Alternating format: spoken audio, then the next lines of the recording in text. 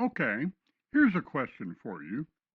Why is it that when you look at commentaries or books or journal articles written by experts in the study of the Bible, or attend classes that they teach, it often looks very different from what the average person does when they read the Bible, or what pastors do when they prepare to preach a sermon?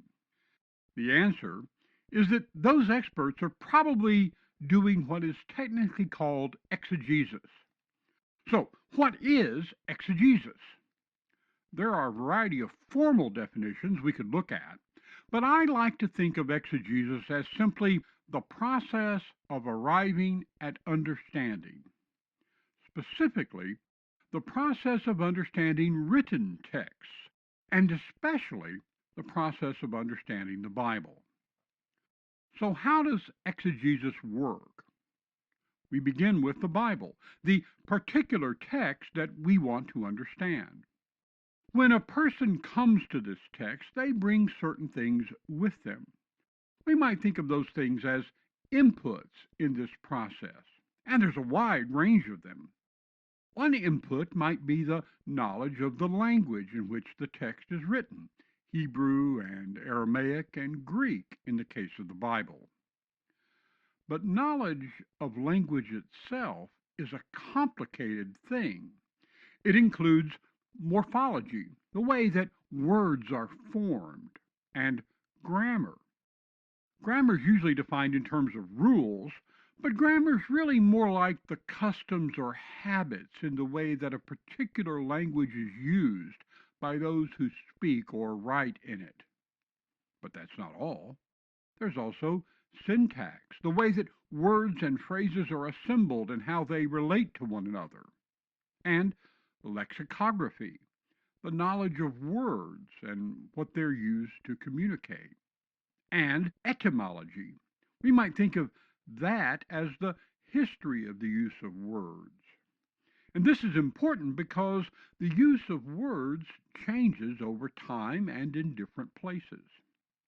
But our text is not just words, it's also literature. So, another input in this process is an understanding of the various kinds of literature represented in the Bible. In the modern world, we understand that there are different kinds of literature. A newspaper story is different from a novel, which is in turn different from a medieval morality play or a modern television sitcom. Satire is different from drama. A joke is very different from a sworn testimony in a courtroom.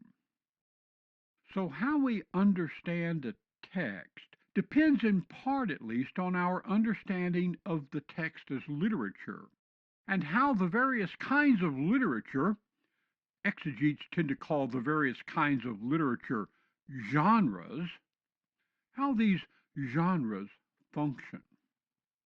But there's more to literature than that. There are things like logic, the way that thoughts are sequenced as a speaker organizes his message, and structure, how that sequence of thoughts in the mind of the speaker is then put down in a sequence of words in the text. And by the way, our particular text is an ancient one. It has come down to us primarily through handwritten copies or manuscripts of the various writings. And since people sometimes make mistakes when they copy things by hand, these manuscripts sometimes differ from one another. Some of these mistakes arise because of the handwriting of the scribes who copied the text. This makes epigraphy, the study of writing, part of the input process. All of this means that part of the process of understanding a text is sorting through which version of the text represents what the original author wrote. And that also includes some understanding of the way that texts were written and edited and compiled in the ancient world, as well as how they were copied. But even when you put all of that together, It does not represent everything that goes into the input process of how we understand texts. Since these texts claim to be about what happened in real times and real places to real people in the past, some knowledge of the geography of the world of the text is required, and also some knowledge of the history of those places and the peoples who lived in them. And speaking of people, people are not abstractions. They're complex beings who live together and interact in communities. The process of that engagement in the shared life of people produces what we might call culture. So, some knowledge of the culture of the biblical world, the way that people lived and thought and believed, embodied in what we might describe as law and custom and religion. Some of those things go into this process of understanding as well. But our knowledge about the ancient world is incomplete. Much of what we have has been discovered in the process of examining what remains of the world of the past.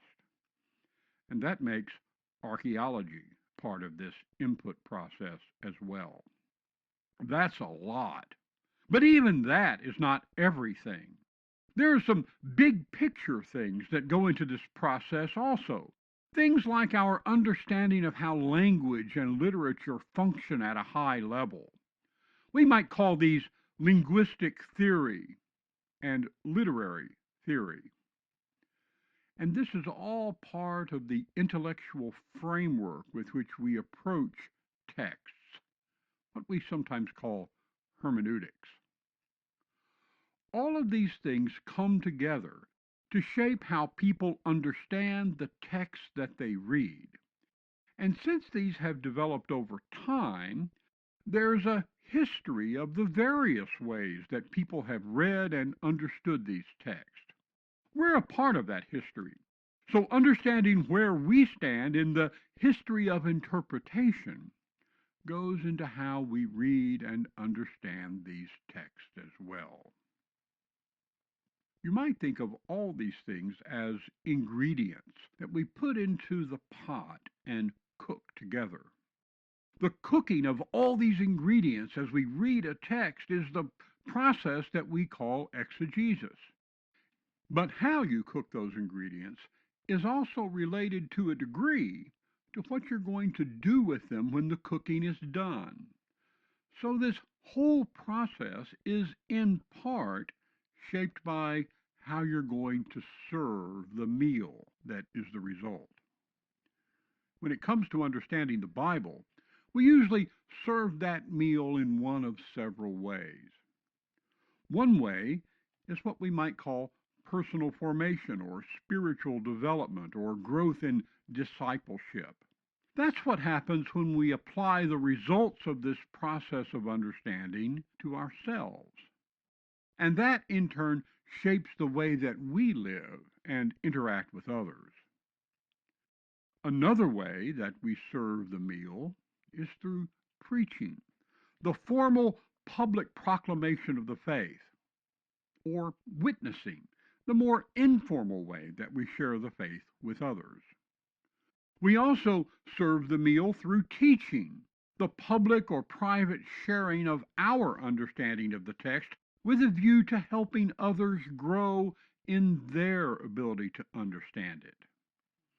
And this sometimes includes writing, putting our understanding down in texts of our own for others to read. Finally, I think we have to consider how we serve the text to construct a whole way of understanding the faith and the world around us. This includes the way that we use text to construct or articulate doctrine. Doctrine is really just the synthesis of the way that we understand the whole body of the text that we read and the traditions associated with them. We started by asking why commentaries or books or journal articles written by experts or classes that they teach in the study of the Bible often look very different from what the average person does when they read the Bible, or what pastors do when they prepare to preach a sermon. The answer is that no one does all of this process all the time. The subset of ingredients that you use and the way that you cook the meal is shaped by both the ingredients that you have and how you plan to serve it. So the way that a pastor prepares to preach a sermon is invariably, to a degree, different from the way that one might read the Bible devotionally. And both of those are different from the doctrinal formation of the church and from the kind of detailed study of a passage that might be done by someone who's trying to understand what the author was saying to the people of his own day, and then how that relates to us today. So when you sit down to study the Bible, there's a lot happening. You're probably not consciously aware of most of it most of the time. The formal study of exegesis tries to help us engage in this process in a skillful, thoughtful, and self aware way so that we know what we're doing, how we're doing it, and why we're doing it that way. That's the task that we're about. That is exegesis.